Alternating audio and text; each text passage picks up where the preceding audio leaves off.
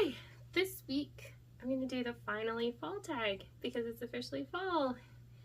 And, well, the weather's in its moody season right now, so it's cool in the mornings, warm in the afternoons, and it's currently raining, which is great. I don't know where this tag originally came from, so I don't know who to link it to. But the first question is, in fall, the air is crisp and clear. Name a book with a vivid setting. I actually already peeked at this question, and I have two answers.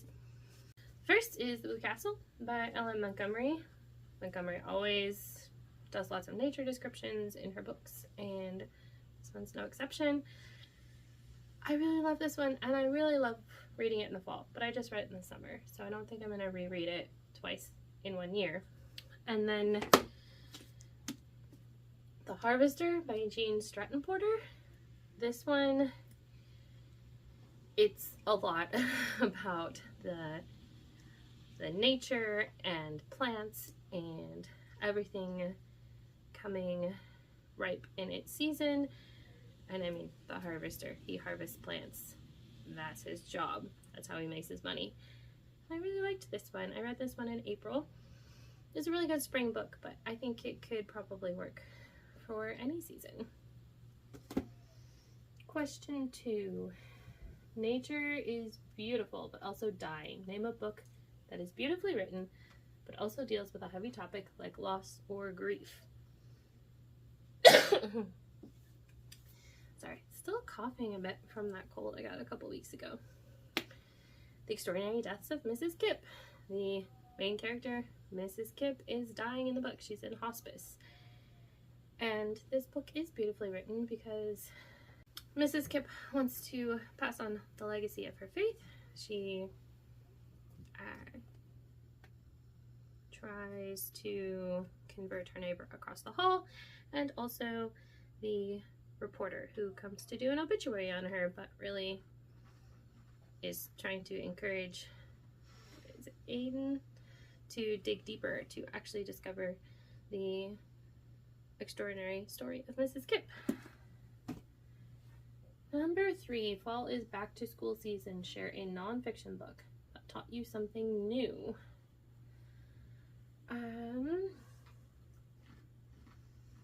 One of my favorites right now, and I did just reread it this summer, is Eve in Exile and the Restoration of Femininity by Rebecca Merkel. I learned a lot about the history of feminism and how it has influenced our current culture and how to counteract that with biblical feminism and what biblical feminism looks like. Well, not feminism, femininity. That's the right word. And yes, I always find this book very edifying, and I have read it twice. Number 4, in order to keep warm, it's good to spend some time with the people we love. Name a fictional family, household, friend group that you'd like to be a part of.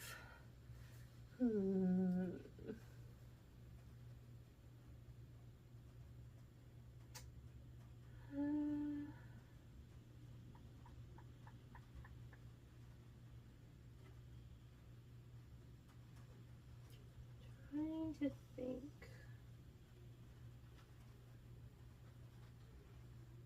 Which one? I haven't talked about this one yet. This is the last book in the Secrets of Wormdale series. And at the last book, it is talking about how love and truth can have costs, but they are worth it in the end. And I liked all the dragons in Wormdale and how the different people in the family have found their place in caring for the dragons. I'm just making a big stack of these so I can hold them up at the end. 5, the colorful leaves are piling up on the ground. Show us a pile of fall colored spines. Okay. Bird song would work. Homeschool experiment is nice and yellow. Do I have any orange ones? I think I mostly just have yellow. Oh, 6 crimson cranes would bring in red. So would heart of red, blood of blue.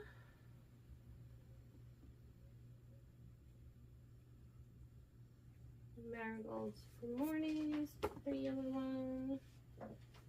Roses for regret, it's red. I'll stop here. This is a good enough stack. Nice red, yellow. I guess I really don't have any. Oh, here we go.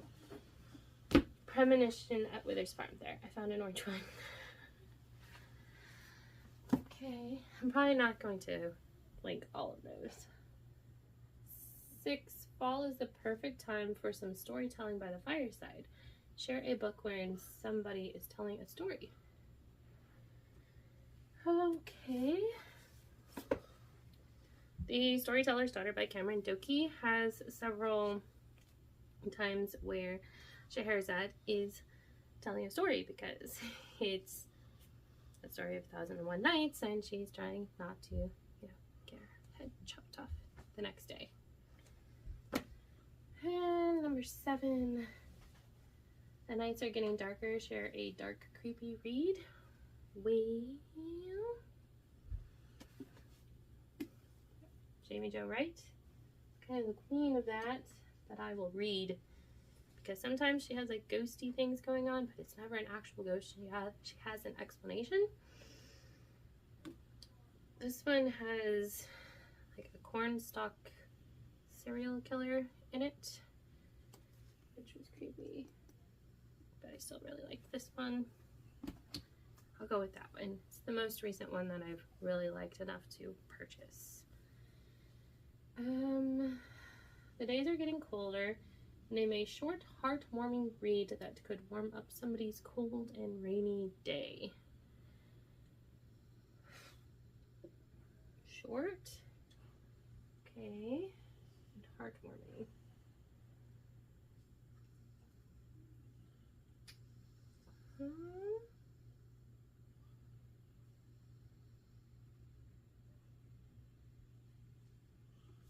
We're getting into this. I know this is a Christmas book, but it starts in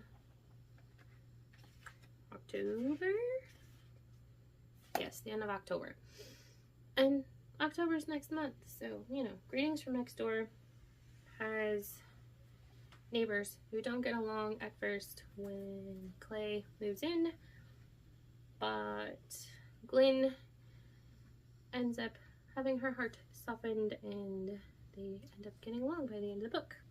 And it's short. It is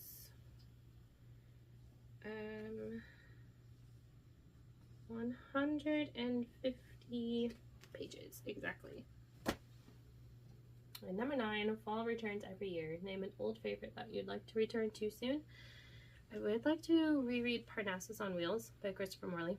I just loaned it out though, so I don't know if I will be getting to it soon, and I've only read it once, so I don't know if that counts as a favorite. I would like to reread Clock Tower Bound, the second book in the Bookstrings series.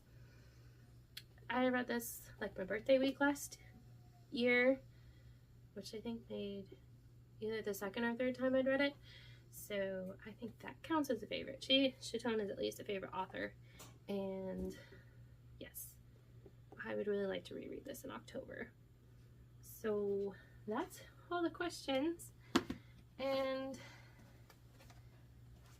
yeah, I managed to find a good stack of books to talk about, and I'll have these linked. I probably won't link all of the ones that I put in the